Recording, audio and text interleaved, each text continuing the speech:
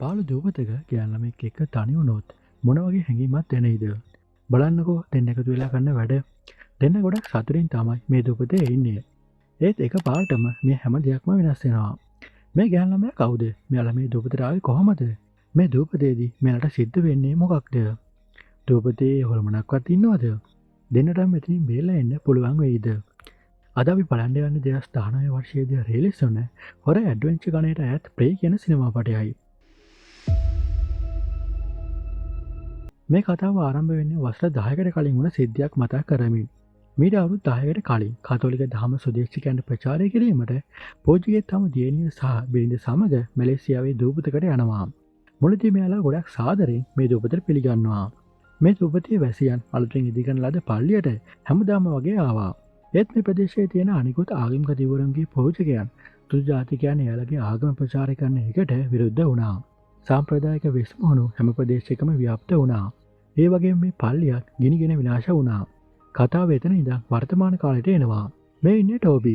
මෙයාගේ තාත්තා වුණ ඩේවිඩ් එවිත් කියනවා මට කාර් එක රිපෙයාර් කරන්න වගේ උදව් වන්න කියලා. ඒ ටෝබි නම් ඒ වැඩේට කැමති නැහැ. ටෝබි කියනවා මම මේ වෙලාවේ බිසි කියලා. තාත්තා අහනවා එහෙනම් වැඩ ඉවර කරලා එන්න පුළුවන්ද කියලා. ටොබි හා කියන නිසා තාත්තා අපොස් වෙනවා ගරාජ් එකට. තාත්තා එළියට ඇවිත් කාර් එකේ එන්ජින් ඔයිල් එහෙම බලලා කාර් එකේ බොනට් එක වහද්දිම මෙතනට වඳුරේ එක්ක වෙස්මුණ දාගත්ත හොරු දෙනෙක් එනවා. මේල ටොබිගේ තාත්තට පහර දීලා කාර් එකත් අරගෙන පැනලා යනවා. හැබැයි ටොබිට නම් මේ කිසිම දෙයක් ඇහෙන්නේ නැහැ. මොකද ටීවී එකේ සද්ද හොඳටම වැඩි. ටික වෙලාවකට පස්සේ ටොබි එළියට ඇවිත් බලනවා. ඒත් එතකොට මෙයා ප්‍රමාද වැඩි. මොකද මෙයා දකිනවා මෙයාගේ තාත්තා මරලා දාලා කියලා. මේ ඝාතන නිවුස් පේපර් වල පවා දිගරන අතරේ ටොබිට තම පියා නැතිවීම වගේම මේ සියල්ලම තමගේ වැරැද්ද කියලා හිතෙනවා. ඉතින් මේ වරදකාරී හැඟුමෙන් බේරෙන්න ටොබිට නම් ලේසි නැහැ. මෙයාගේ අම්මා මෙයා මනෝ වෛද්‍යවරයෙක් විතර එක්කගෙන යනවා. වෛද්‍යවරයා උපදෙස් දෙන්නේ මේ තත්ත්වයෙන් බේරෙන්න ජනවාසනව දූපතක් ගවේෂණය කරන්න විශේෂ වැඩසටහනකට සහභාගී වෙන්න කියලා. ටොබිට කර කියා ගන්න බැරිම තැන අවසානයේදී ඒකට කැමති වෙනවා. සති කිහිපයකට පස්සේ ටොබි දූපතකට යනවා.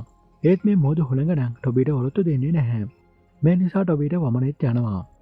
මේ අවස්ථාවෙන් ප්‍රයෝජන ගන්න යාළුවෝ රුවල හරවන ටොබි ඉන්න පැත්තට. ඉතින් අසන්න ටොබිට වෙන්නේ අන්තිමේදී මොහොතට ඇදගෙන වැටෙන්න.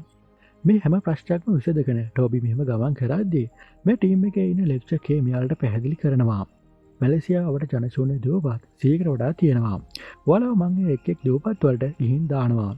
මෙයාලට දින 3ක් සම්පූර්ණ රාත්‍රී 3ක් රැඳී ඉන්න සිද්ධ වෙනවා. මෙතනදී ඔයාලට ස්ලීපින් බෑග් එකක්, ටෝච් එකක්, පැරෂූට් ෆ්ලෙයර් එකක්, නිදන බෑග් එකක් සහ කෑම ටිකක් දෙනවා කියලා කියනවා. ටොබිගේ දූපත ළඟට ආවම කේ කියනවා බය වෙන්න එපා. ඔයා දවස් 3කට පස්සේ ඔයා දැන් ඉන්න තත්ත්වයට වඩා ගොඩක් වෙනස් විදියට මේ දූපතෙන් එළියට එයි කියලා. ටොබිව දූපතට දාලා ආපසු යන්න හදද්දිම කේ කියනවා මං ඔයාව ආපසු ගන්න දවස් 3කින් එනවා. ඒ නිසා ඔක්කොම බඩු ලෑස්ති කරගෙන මාව මෙතනදී හම්බෙන්න කියලා. කේ අතත් වනාන්න මෙතනින් යද්දී ටොබිට දැනෙන්නේ හරිම පාළුවක්. හරියට යාගේ තාත්තයව දාලා ගිය රාත්‍රිය වගේ තමයි මෙයාට මතක් වෙන්නේ. ඒත් එක්කම ටොබි Tamanටම කියා ගන්නවා. හරි එහෙනම් රොබින්සන් ක්‍රූසෝ අපි බලමුකෝ මේ දූපතේ මොනවද කරන්න පුළුවන් කියලා. ටොබි Tamanටම කතා කරන ගමන් වැඩ කරන්න පටන් ගන්නවා. මෙයා අසල තියෙන ලී කොටයක් උඩින් ඉටි කොටයක් දාලා කූඩාරමක් විදිහට හදා ගන්නවා. ඒ වගේම කූඩාරම හුළඟ යන එක වළක්වා ගන්න දෙපැත්තෙම කල් දෙකකුත් හිර කරනවා. ටික වෙලාවකට පස්සේ දර වගේක් අහුලන්න වනාන්තරයට යන ටොබිට ඇහෙනවා මෙතන වඳුර කෑ ගහනවා. මෙයා ඒ සද්දෙත් අහගෙන ටික දුරක් ගිහින් බිම තියෙන පොල් ගෙඩි වගේක් ගන්න උත්සාහ කරනවා. ටොබි එතන තියෙන පොල්ලත් අයින් කරද්දිම මෙයා දකිනා මැරුණු වඳුරෙක් එතන ඉන්නවා. ඒත් එක්ක මෙයාට ආයේ මතක් වෙන්නේ තාත්තගේ සිරුර. මොන දේ වුණත් දූපතක හිර වුණත් තාත්තගේ මනරන් ටොබිට අමතක වෙන්නේ නැහැ. මෙයා ආපසු ටෙන්ට් එක තියෙන තැනට එනවා. ඒත් එක්කම දකිනවා වඳුරෙක් මෙතනින් දුවගෙන යනවා. ටෙන්ට් එකට ආව ටොබි ප්‍රමාද වැඩි. මොකද මෙයාගේ කෑම හැම එකක්ම වඳුර කාලා දාලා. කරන්න දෙයක් නැතිම තැන වඳුරන්ගෙන් ආරක්ෂා වෙන්න ගිනි මැලයක් දැල්වෙනවා. ඒත් එක්ක මේ පාරට ටොබිගේ අත තුවාල වෙනවා. කේන්ති ගිය පාරේ ටොබි මේ ගල් කෝර විසි කරනවා මොහොතට. ඒත් ටික වෙලාවක් යද්දි තේරෙනවා ගින්දර පත්තු කරගන්න මං ගාව මේක විතරයි තියෙන්නේ කියලා. ටොබි ගිහින් වතුරේ මේක හෙව්වත් එයාට හම්බෙන්නේ නැහැ. වතුරේ පාරේ සැරට දාගෙන යන්න ඇති කියලා හිතනකොට මෙයාගේ කකුලේ පහළ තියෙන ස්ටිප් එක අඩු වලට කැපිලා තුවාල වෙනවා. මේ තුවාල වුණ පහරින් ලී ගලාගෙන යන්නේ වතුර යට තියෙන අද්භූත වෙස් මුහුණකට. මේ අතරේ ටොබිට හම්බ වෙනවා පොඩි බෙල්ලෙක්. මේ අතේ තියෙන පොඩි පිහියෙන් බෙල්ලගේ පියන විවුර්ත කරන්න හදද්දිම මේ දකින්න පොඩි කාචයක් මේ පිහිය කෙළවර තියෙනවා. මේ කාචය භාවිතා කරලා ගිනිමැලයක් දැල්ලා ගන්න ටෝබි රාත්‍රිය ගත කරනවා. රෑ කෑමට ගන්න වෙන්නේ මේ අල්ලගත්ත බෙල්ලෝ. ඒත් හිතුවේ නැති විදියට ආයෙත් අසනීප වෙලා වමන යන්න පටන් ගන්නවා. මේ අතරේ ටොබි ආයෙත් කැලේට යනවා. කලින් දවසේ ගත්ත පොල් ගෙඩි වගේ ගන්නවා. මෙයාට අන්ධකාරයේදී පොල් ගෙඩි ගන්න පුළුවන් වුණාට ඒවා මුලින්ම හම්බෙලා තියෙන්නේ මෙයාට විතරක් නෙමෙයි. හදිසියෙන් මෙයාට ඇහෙනවා පිටිපස්සෙන් කවුරු හරි දුවනවා. ටෝච් එළිය වටේටම අල්ලා බලද්දි මෙයා දකිනවා ගහක් පිටිපස්සේ හැංගිලා ඉන්න හොල්මනක් වගේ සතෙක්. ටොබි මේකට බය වෙලා අපොසු කැම්ප් එක ඇතුළට දුවනවා. කැම්ප් එක ඇතුලේ ෆ්ලෙයර් ගන් එක හොයාගෙන කැලේ ඇතුළට එල්ල කරනවා. අන්ධකාරයේ ෆ්ලෙයර් ගන් එක දැලුණත් කවුරුත් නම් පේන තෙක් මානික නැහැ. අසනීපෙන් ඉන්න ටොබිගේ සිහියත් අඩු වෙගෙන එන්නේ. ඒත් එක්කම ටොබිගේ තාත්තවත් නැවත මතක් වෙලා පේන්න පටන් ගන්නවා. රාත්‍රියේ මුහුදු රැල්ලේ ප්‍රචණ්ඩත්වයෙන් ටෝබිගේ කැබින් එකේ බඩු මුහුදු සමග ගලාගෙන යනවා. ඊළඟ දවසේ උදේ ටෝබි ගහක් යට ඉඳගෙන නැගිටිනවා. ටෝබිට හිතා ගන්න බෑ කොහෙද මේ ඉන්නේ කියලා. ඒත් එක්ක මෙයා දකිනවා කුරුම්බ ගෙඩියක් කපලා තියෙනවා. වතුර තිබහට එක හුස්මටම කුරුම්බ ගෙඩිය බොන ටෝබි දකිනවා බීච් එකේ කෙල්ලෙක් ඉන්නවා. කලබල වෙන ටෝබි බය වෙනවා. මේ කැලේ කොහෙද ගෑනු ළමෙක් ඉන්නේ? හැබැයි මේ ගෑනු ළමයා නම් ටෝබිව කලින්ම දැකලා. එයා තමයි මෙහෙම කුරුම්බ කපලා දීලා තියෙන්නේ. මේ ගෑනු ළමයා මෙතනින් යද්දී ටොබි අය පසුපස යනවා. ඒත් එයා යන තරමට ටොබිට නම් යව හොයා ගන්නවත් වෙන්නේ නැහැ. කැලේ අතරමඟදී එක පාටම තනි වෙන ටොබි දකිනවා මේ කෙල්ලව. හැබැයි යාගේ අතේ පිහකුත් තියෙනවා. ටොබි බය වෙලා ඉද්දී මේ ගෑනු ළමයා ටොබිවත් පහු කරගෙන මෙතනින් පැනලා දුවනවා. මෙයා යන්නේ යාට පුකුලකට සතෙක් අහුවෙලා ඌ අල්ලගන්න තමයි මෙයා ඇවිත් තියෙන්නේ.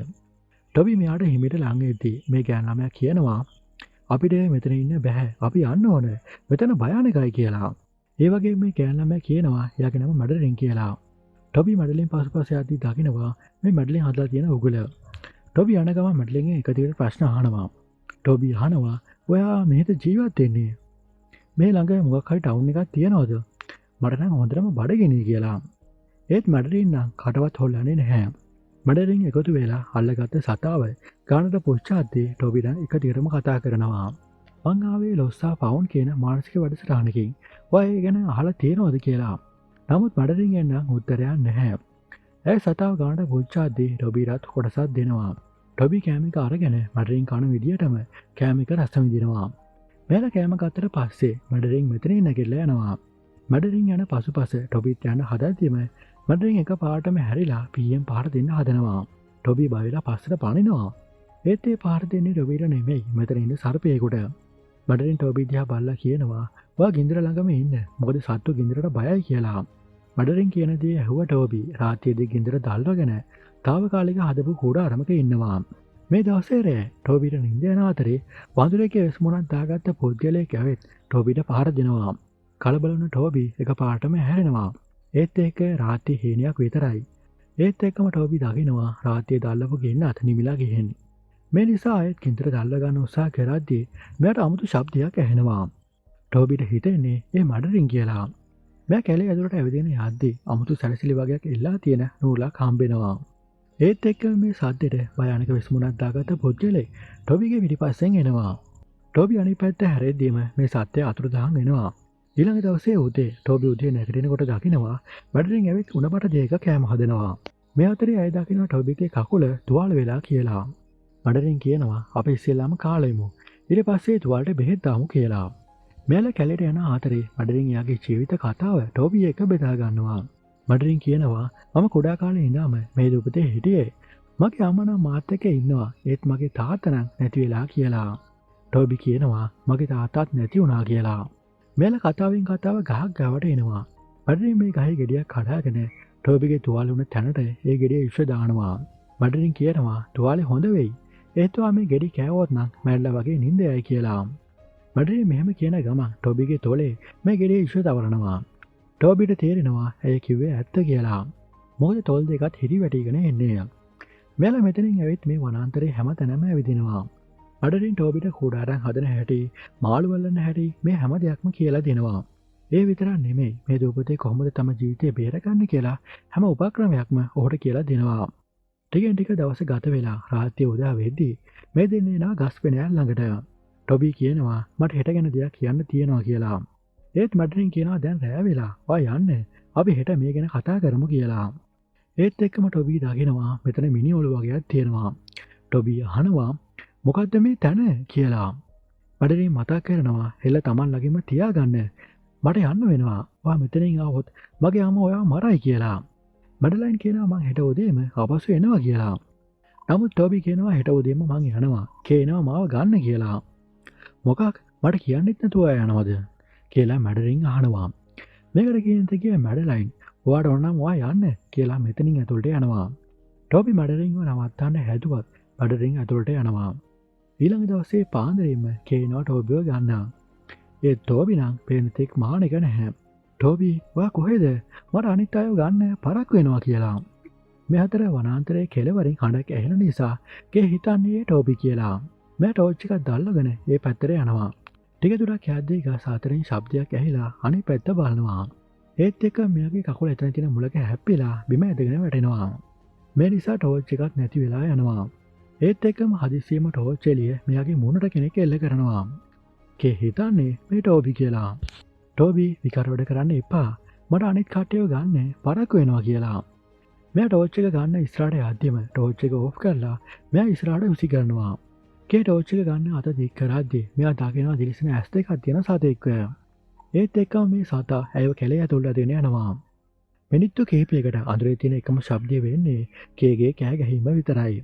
ඊළඟ දවසේ උදේ ටොබී නැගිටලා වෙලට එනවා කේව හම්බෙන්න. ටොබීට හිතෙන්නේ එයා පරක්කු නිසා බෝට්ටුව ගිහින් ඇති කියලා. මෙයා මෙහෙම පැය කිහිපයක් බලන් වුණාට පස්සේ ටොබී දකිනවා ජීවිතාරක්ෂක ටයරයක් වතුරේ ගහගෙන එනවා. ළඟට ගිහින් බලද්දී දකින්නේ කේ ආව බෝට් එක අනිත් පැත්තට පෙරලා තියෙනවා. ඒත් එක්කම ටොබී දකිනවා මැඩලින්ගේ අම්මා කේගේ බෑග් එකත් අරගෙන මෙතනින් පිට වෙලා යනවා. ඇය මෙතනින් ගියාම ටොබී බෝට් එක යට පීනලා පරීක්ෂා කරලා බලනවා. ටොබීට ෆ්ලෑෂ් වේදිකකුත් හම්බ වෙනවා. ඊළඟට කැබිනට් එකේ දොර අරිද්දිම මෙයා දකිනවා කේගේ මැරුණු මිනිහ එතන තියෙනවා. ටොබී බය වුණ පාර ප්ලේ ගන් දෙකත් බිම වැටෙනවා. මෙයා අපසු වතුර යටින් කිමිදිලා බෝට් එක උඩට එන්න තමයි හදන්නේ. ඒත් එක්කම තවත් දොරක මෙයාගේ ඇඳුම පැටලිලා හිර වෙනවා. අන්තිමට හුස්ම ගන්නත් අමාරු වෙද්දී ටොබී අන්තම් ගොඩට එන්න පුළුවන් වෙනවා. පස්සේ ටොබී වනාන්තරයට යනවා මැඩලින්ව හොයාගෙන. මෙයාට යන අතර මගදී කේගේ ටෝච් එකත් හම්බ වෙනවා. ටෝච් එකේ දරුණු විදිහට සලකුණුකුත් තියෙනවා. ඒත් මේ වෙන දේවල් තේරුම් ගන්න බැරුව ඉන්න ටොබී මැඩලින් ඉන්න ගුහාවට යනවා. ඒත් ටොබීට දකින්න ලැබෙන්නේ වවුලන් සහ අමුතු ශබ්ද විතරයි. ඒත් එක්කම කලින් දැක්ක භයානක සත්‍යය එකපාරටම ටොබී පිටිපස්සෙන් දකින්න ලැබෙනවා. හදිසියෙම ටොබීගේ ටෝච් එක බිම් වැටෙනවා. අඳුරේ ශබ්දය ළඟින්ම ඇහෙන්න පටන් ගනිද්දී ටොබී ආයෙත් ටෝච් එක හොයාගන්නවා. මේ අතරේ මෙයා දකිනවා මේ ගස්ලෙනිය ඇතුලේ එක එක විදිහේ සලකුණු ඇඳලා තියෙනවා. ටික වෙලාවකට පස්සේ ටොබී ඔමගේ කෙළවරට එනවා. මෙයාට හම්බ වෙනවා පැරණි පිළිස්සුණු පල්ලියේ සුම්බෝන් කොටස්. මේ අතරේ මෙතන ඉන්න එළුවෙක් දකින ටොබී ඕදියා බලාගෙන ඉද්දිම එකපාරටම හෙල්ලා කැවිත් වදිනවා. ඒ වෙන කවුරුත් නෙමෙයි මැඩලින්ගේ අම්මා. ටොබී ගහට හැංගිලා බලාගෙන ඉද්දී මෙයා මැඩලින්ගේ අම්මා පස්සේ එයාලා ඉන්න ගෙදරටම එනවා. මේ ගෙදර ඇතුළේදී ටොබීට එක එක දේවල් දකින්න ලැබෙනවා. මේ අතරේ කේගේ බෑග් එකත් හම්බෙනවා. මේසේ උඩ තියෙන රැලි පෙට්ටියෙන් පාස්පෝර්ට් 3කුත් හම්බෙනවා. ඒ වගේම මැඩලින්ගේ ෆැමිලි එකේ පරණ ෆොටෝ එකකුත් හම්බෙනවා. ඒ වගේම මෙතන පෙට්‍රල් කෑන් එකකුත් තියෙනවා. අනිත් පැත්ත බලද්දී ටොබී දකින්නේ වෝකී ටෝකී එකක්. ටොබී වහම උදවිල්ලා කෑ ගහනවා. හෙලෝ මං ටොබී කියලා කෙනෙක් කතා කරන්නේ. මං ඉන්නේ පුලයි අබා කියන දූපතේ. මං හිර වෙලා ඉන්නේ. අනේ කවුරු උදව් කරන්න එන්න කියලා. ඒත් එක්කම ලයින් එක එහා පැත්තෙන් කට් වෙනවා. මේත් එක්කම මැඩලින්ගේ අම්මා එනවා මැඩලින් එක්ක. මේක දකින්න ටොබී ඉක්මනින්ම ඇඳයට හැංගෙනවා. මැඩලයින්ගේ අම්මා කියනවා මං ඔයාලට කියලා තියෙනවනේ දුර ඇල්ල යන්න එපා කියලා. සත්වෝ ඉතින් ගෙදර කෑ බලන් යනවා කියලා. මේ අතරේ මැඩලින්ගේ අම්මා විශේෂ මිශ්‍රණයක් හදන අතරේ මැඩලින්ට කියනවා ඔයාට තාම අවුරුදු 18යි. මේ දුපතේ කවවරිව දැක්කොත් මට කියන්න ඕනේ කියලා. මේ අතරේ ටොබී ඇඳයට වෙස්මුණක් දැකලා හොඳටම බය වෙනවා. මේ කලින් දැක්ක සතා නේද කියලා මතක් වෙනවා. ටොබී කාමරයෙන් පිට වෙලා මැඩලින් ළඟට යනවා. මැඩලින් කියනවා ඔයාට මෙතන ඉන්න බෑ භයානකයි. ඔයා වෙල්ලට යන්න. මං එතනදී ඔයාව හම්බෙන්නම් කියලා. ටොබී ආයි වෙල්ලට ඇවිත් මෙයාට ඉන්න කුඩාරමක් හදනවා. ඒ වගේම මැඩලයින් හැදුවා වගේ විශාල උගුලක් මෙයා මෙතන අටවනවා. මොහොතේ මාළුවෙකුත් අල්ලගන්න ටොබී ඌව පුච්චගෙන කන්න තමයි හදන්නේ. මාළුව පොච්චද්දී කුරුම්බ ගෙඩියක් බොන ටොබී දකිනවා වෙල්ල එහා පැත්තේ අවුවට යමක් දිලිසෙනවා. මේ නිසා එහා පැත්තේ කවර ඉන්නවා කියලා විශ්වාස කරන ටොබී විශාල ගින්නක් දැල්ලනවා අනිත් අයට පේන්නම. හවස් වෙද්දී ටොබී නිදා ගන්න උත්සාහ කරද්දී මැඩලින් එනවා මෙතනට. ටොබි එක පාරටම ගැස්සිලා යනවා. කොහොමද දෙන්නගේ කතාව ටිකෙන් ටික ගැඹුරට යද්දී ටොබි පැහැදිලි කරනවා එයාගේ අම්මා කේව මරලා දැම්මා කියලා. මඩලයින් මේ අතලේ ටොබිගේ කකුල මත ඉඳගෙන එයාගේ පැරණි කතාවක් කියනවා. මට මතකයි මා සතුටින් හිටියේ කාලේ. අපි සෙල්ලම් කරා විනෝද වුණා. ඒත් හදිස්සියෙම එක දෙයක් සිද්ධ වුණා. මට මතකයි මා මොල්ලකට වෙලා අඬපු විදිය. මගේ අම්මා ඔය ලේ වලින් වැහිලා ගියා. ටොබිට නම් මෙයා මොනවද මේ කියන්නේ කියලාවත් තේරෙන්නේ නැහැ. මඩලයින් කියනවා අම්මා තමයි මේ හැම දෙයක්ම කරේ කියලා. ටොබි අහනවා මඩලයින්ගෙන් මාත් එක්ක පැනලා යන්න එනවද කියලා. මොකද මාව හොයාගෙන ඉක්මනින්ම අලුත් බෝට් එකක් එවයි කියලා ටොබි කියනවා. මඩලයින් මේ කතාවට එකඟ වෙනවා. නමුත් මඩලයින්ට සැකයි අම්මා යලව නවත්තයි කියලා. මඩලයින් අන්තිමේදී ටොබිට පොරොන්දු වෙලා මෙතනින් යනවා. කාලය ගෙවෙන් ගත වෙලා ඊළඟ දවසත් උදා වෙනවා. ටොබි උදේ නැගිටිනකොට ගුවන් යානය ප්‍රයාස කරන හඬ මෙයාට ඇහෙනවා. ටොබි දුවගෙන බීච් එක ළඟට ගියත් ඒත් ප්‍රමාද වැඩි. මොකද ප්ලේන් එක මෙව දකින්නේ නැහැ. මේ නිසා ටොබි යනවා කලින් දවසේ අවුවට දිලිසුන කන්ද බලන්න. පාළුවට ගිය දොරත් අරගෙන ඇතුළට ගියාම දකිනවා පඩි පෙළක්. හිමිසාරේ උඩට ගියාම මෙයාට හම්බෙනවා මේ ලයිට් එක. ඒත් ලයිට් එක නම් වැඩ කරන්නේ නැහැ. ටැංක් එකේ මූඩිය ගලවලා බලද්දි මේ සුන්දරිය මෙයාට මතක් වෙනවා තාත්තත් එක්ක පුංචි කාලේ කාර් එක රිපෙයාර් කරපු විදිහ. ඉතින් මේ ලයිට් හවුස් එක ක්‍රියාත්මක කරන්නේ පෙට්‍රල් ඕන කියලා මෙයාට තේරෙනවා.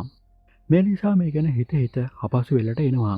ඒත් එක්කම හදිස්සියෙම ගහක් පිටිපස්ස හිටිය පුද්ගලෙක් ටොබිට පහර දෙන්න හදනවා. ඒ වෙන කවුරුත් නෙමෙයි කැමරන්. ටොබිලගේ ටීම් එකේම හිටිය පුද්ගලෙක්. කැමරන් අඬ අඬ කියනවා අපිට මොකද වුනේ ටොබි? කේ ආයෙ ආවේ නැහැ. අපි අතරමං වෙලා කියලා. ටොබි යාළුවා සනසලා මෙයා ඉන්න තැනට එක්කගෙන ගිහින් ලයිට් හවුස් එක ගැන කියනවා. කැමරන් කියනවා ඒ ලයිට් හවුස් එක අවුරුදු ගාණක් පරණයි. අපි ඒක හරි කැස්සුවත් බෝට්ටුවක් නම් මේ පළාතට එන එකක් නැහැ.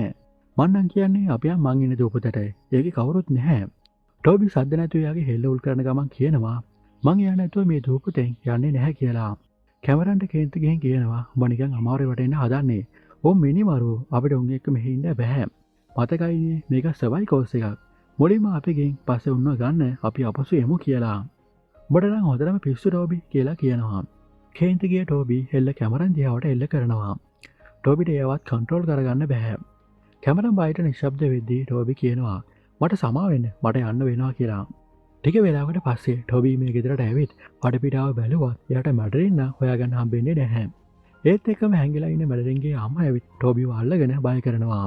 මැඩලයින්ගේ අම්මා මැඩලයින් ගැන දෙයක් කියන්න හැදුවත් ටොබි බය වෙන පාරේ මෙතෙන් නැගිටලා දුවනවා. මැඩලයින්ගේ අම්මත් නිකන් ඉන්නේ නැහැ.